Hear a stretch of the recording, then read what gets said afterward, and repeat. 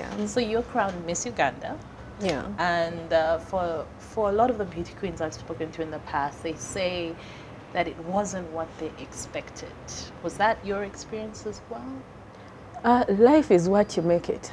So I cannot say it wasn't what I expected. It was exactly what I expected because I made it what I wanted it to be. Okay. If you can understand that.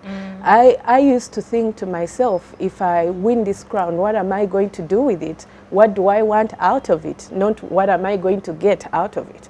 I said, what can I build out of it as Sylvia? Yeah. Not what can other people give me, what can I get out of other people. So I made it what I wanted it to be. So for me, there were no disappointments. I did exactly what I wanted to do. And what was your cause? So my cause was working with disabled kids. Growing, I have a strong Christian background. My dad is a pastor. Yeah, so apart from school, we grew up in church. So from boarding school, you went to church to minister in church. As young kids, we grew up strictly in church. So we had a very strong Christian upbringing. Among that was doing a lot of charities, doing village and rural outreaches and helping other people. So when I came to Miss Uganda, that was easy for me. I worked for an organization, a family organization called Mission Wide Love. So we did a lot of village outreaches. We had sponsors from outside countries who used to come in, give stuff, donate stuff, and we would take those things ever since we were kids. So what is the cause? Was it education? What was it exactly? It was mainly dressing kids, feeding families, and sending kids to school.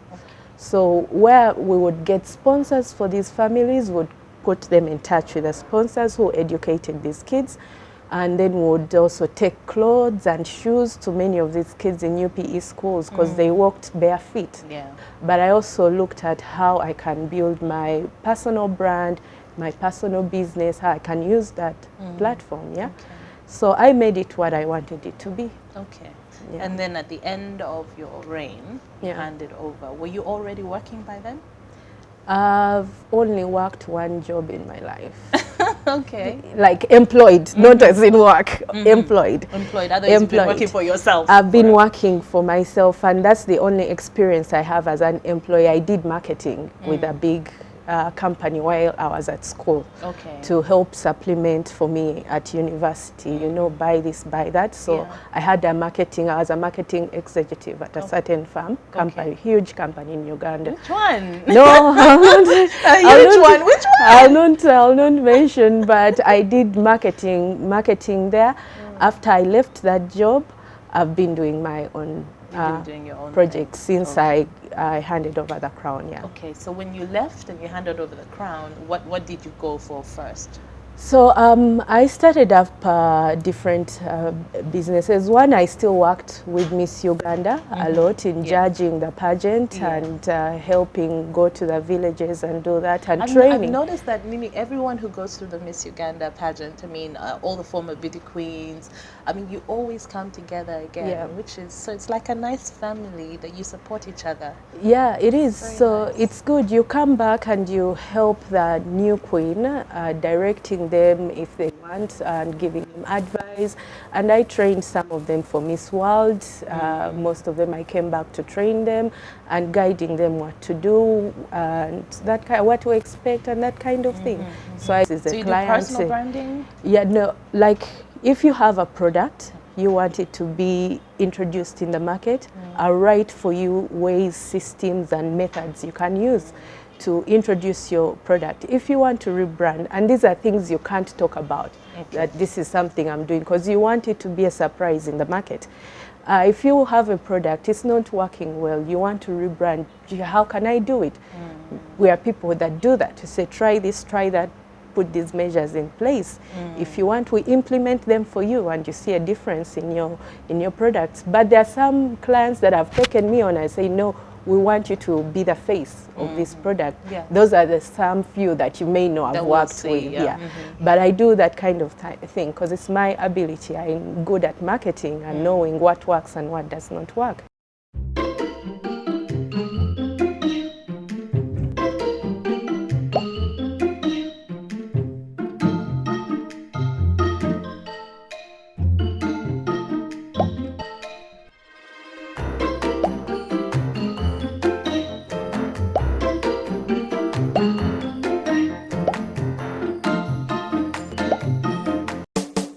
too can get Chocha. Top up every Monday and get 10 times bonus data bundle with Chocha Monday. Log on to www.smile.co.ug or visit any Smile outlet and top up now. Smile. Now you can.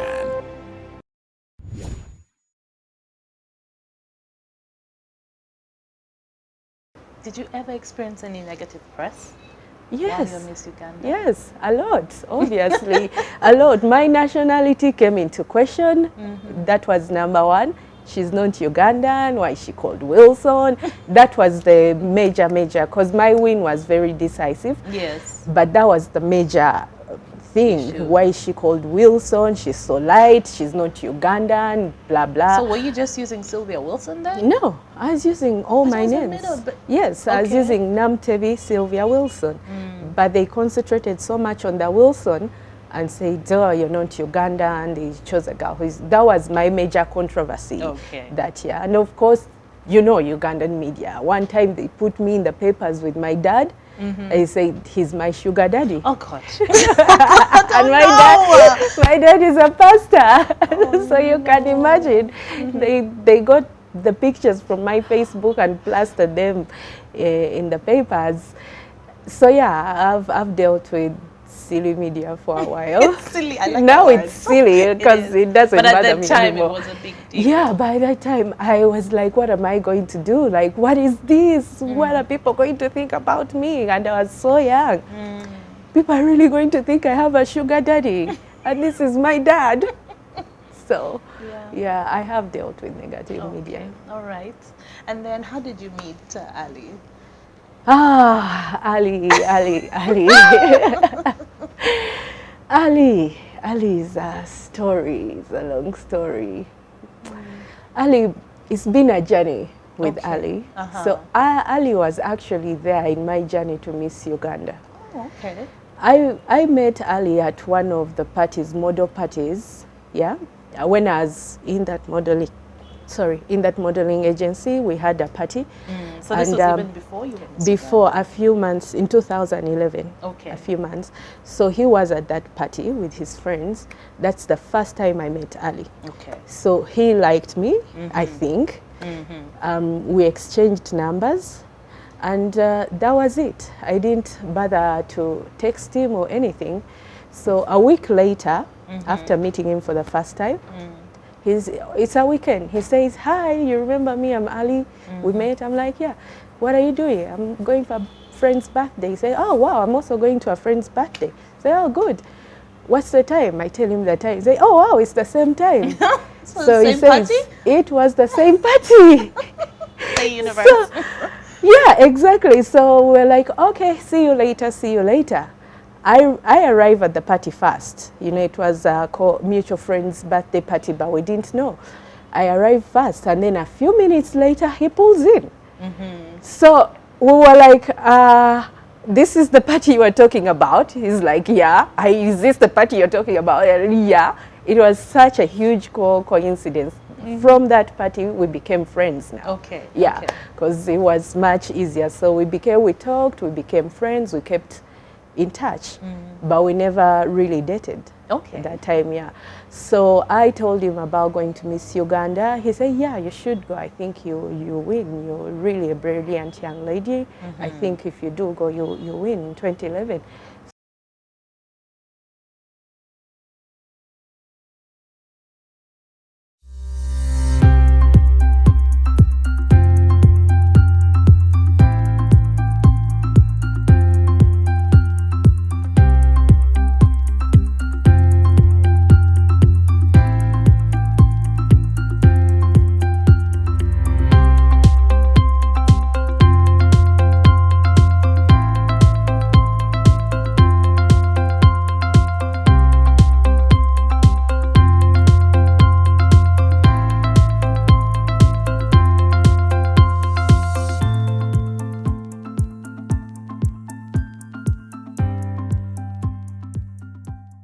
So I did go. He was one of the people that encouraged me as a friend because we were hanging, but like I'm a very private person. Even when I was Miss Uganda, very few people knew that I know Ali. I kept it, I kept it really on the low. We were friends. He was there at the finale. He supported me. And then after Miss Uganda, I moved to the US for a bit, for a while. And then, because I was dating someone else from the US. But we kept in touch. Whenever I was in Uganda, he would text me and invite me to any of his parties or a concert he had. He would make sure he sends me tickets, and I would go. So I went to the US for about 2 years, 2012 to 2012 was between here and the US. Most of 2013 I was in the US with this person I was dating. And then when it didn't work out at the end of 2013, I decided to come back. Like, I'm going back home. I booked my flight and came back home. So early 2014, Ali texted me again. I had your back in town and I'm back. How about you come get a drink? I'm like, why not? Let's celebrate you coming back. So we hit it off from there. So in 2014, he asked me to be his girlfriend. Officially asked me to be his girlfriend. Oh, I like that. He asked me to be his girlfriend. Yes, he had to. He always teases me and tells me, you mean you didn't know I liked you all this time? I know, I'm not in your mind. How can I know? You have to ask. You have to speak up. How do you assume I'm your girlfriend? Like, I'm not going to assume. So he asked me to be his girlfriend in 2014. All right. And then how long until he proposed to you? So 2 years. We dated for 2 years. The whole of 2014, 2015.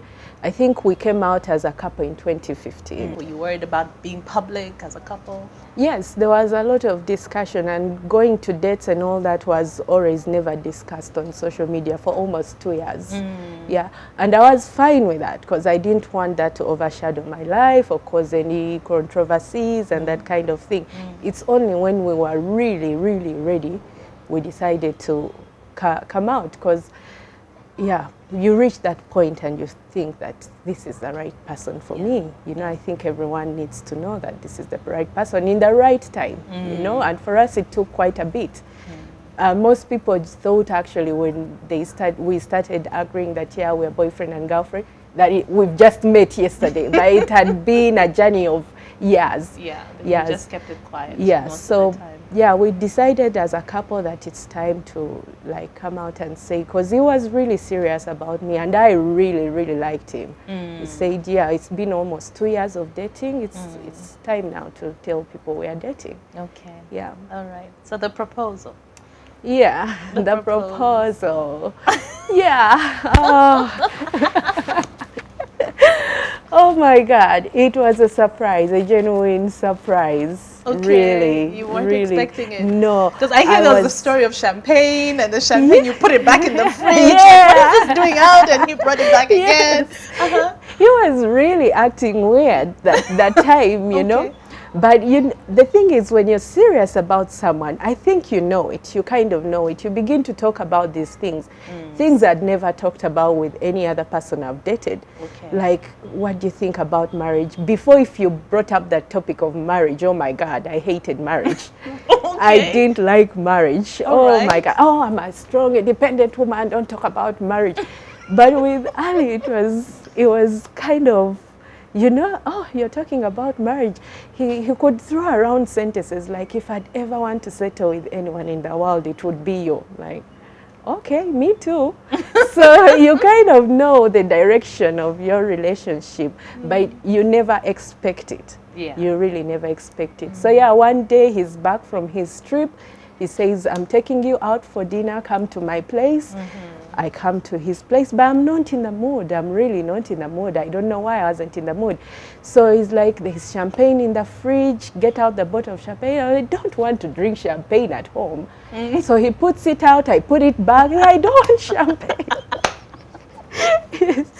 So he's like, can you please get dressed? I've just come back. I want to take you to a nice dinner. I'm like, dressed for what? Can't we have dinner at home? You know, someone can cook something at home. Can we just chill? Get dressed, please. So I get dressed. I find the champagne out. Babe, I don't like champagne. Why don't you leave the champagne alone? Because it was like a Tuesday. So he's like, just leave it out, don't worry. Okay. So he And says, by then there was nothing going ding, ding, ding, ding. no, nothing whatsoever, nothing at all. If you see my proposal pictures, I even had blue and done nails on. That's how unprepared I was. That's how unprepared I was. So I dress up anyway. He says, when you come out, I have a surprise for you. I said, okay. So I came out. He took me to the sitting room. He switched on the TV. And then on the TV comes P Square. And they're singing. Okay. So they're singing, they're talking words. He gets down on one knee, takes out a ring. Babe, you know, I love you so much. Will you be my wife? What are you doing? Get up. Can you stand up? What are you doing? Stand up. It was so awkward, Crystal. Like seeing someone on his knee. It had never happened to me. What are you doing? Get up, please. He calmed me down. You need to listen. So I thought the P Squares were talking about a show coming to Uganda, that they're coming to Uganda. So you weren't even paying attention to what they were saying? Paying attention. He calmed me down. He said, now pay attention. Please listen to what these guys are saying. They sang their song, oh yeah, that song. And they said, Sylvia, you know, Ali loves you so much and he has something he has to tell you. Please listen. That's what they said. So he goes down on his knees again and says it again. I'm like, it was crazy. Okay. I'm like, oh my God. I said, yes. He popped the champagne. He gave me the fly. He said, now you see why I needed the champagne here? I say, okay. Then he had the dinner reservation and all that. It was really, really mind-blowing for me. But then he told me he was going to propose at a Sauti Sol concert. I told him, Ali, you are going to put me in the spotlight like that? Thank God you gave up on that. On that idea. Yes, thank God you gave up on that. Our proposal was very, very personal, very, very intimate. Yeah. No, people respond in different ways. I remember a friend of mine who had her boyfriend at the time organize a birthday party and he was planning to propose. Yeah. And as soon as she came in and everyone goes, surprise, she turned around and took off. Oh my God. She actually went running. And we have to go and find her to bring her back. So man, this surprise thing, it's like go funny. I know, right? I know. So thank God there was no any pressure. I think I would have been so pressured if there were people around me. I would have been so pressured as you're thinking about that instead of the moment. Of the moment, yeah. Oh, everyone is looking at me. What should I say? Should I cry? Should I what? But I was allowed to deal with all those emotions privately, and I really, really appreciated that. Well, people like public proposals. Yeah, and that's okay. But I really, and I told him, thank God you didn't put me on the spotlight. I really, and I love that experience. I carry it with me. Okay, yeah. all right. So my proposal, I love it. Now, you two are a celebrity couple. You do things big. Don't deny it. You do things big. Parties. And also you're very fashion savvy. You go for the dresses, you have a look, you plan the themes and all of that. Do you do that together, or is that you're like, okay, this is what I want to do. I want to do it like this. So most of the crazy stuff is me. I'll take that blame. But my hubby is very, very supportive. He's very supportive. He listens and he says, I'm giving you these options. If this is the option you want, this is what we are going to do. Okay. So he just normally gives into my way. Yeah, so most of it is me, but he's always supportive. He says, if that's what you want, let's do that. Yeah. There have been a few times where I see you respond, because people will see you living your life, sharing your happy moments, sharing your joy, but not everybody is happy for you, you know, on social media. And I think you've dealt with that quite a lot. And I see that you actually do respond a lot, because some people decide not to respond, but you do. Have you always been like that? Yeah. Like you speak up and say, Yeah, when someone crosses the line, because I get attacked so many times, Crystal, you don't even know. Okay. But I'm a person that keeps quiet. All right. That's one thing. But it's when you cross the line, because yes, you're virtual people, but there are lines you shouldn't cross. When someone crosses that line, I have to respond to you. And normally I'll respond and then block it off.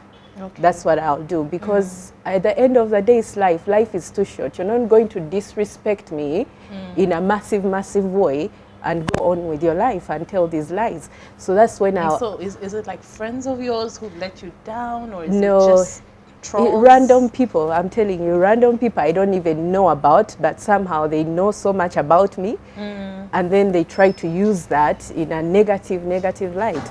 So most of it, I'll let it go. But when you cross the line, I will respond. I'll respond to you, yeah. But for example, you remember the Miss UG saga of 2018? Yes. On that, I kept quiet. I totally did not say anything. I kept quiet because there were lies, totally lies. So no need for that. And my family wasn't under attack, or my personal character wasn't under attack. So people decided to create their mental interpretation of what was going on and drew conclusions. That's up to you. How you conclude on something, that's up to you. But when you target my personal life and try to sell it as the truth and you cross that line, I will respond.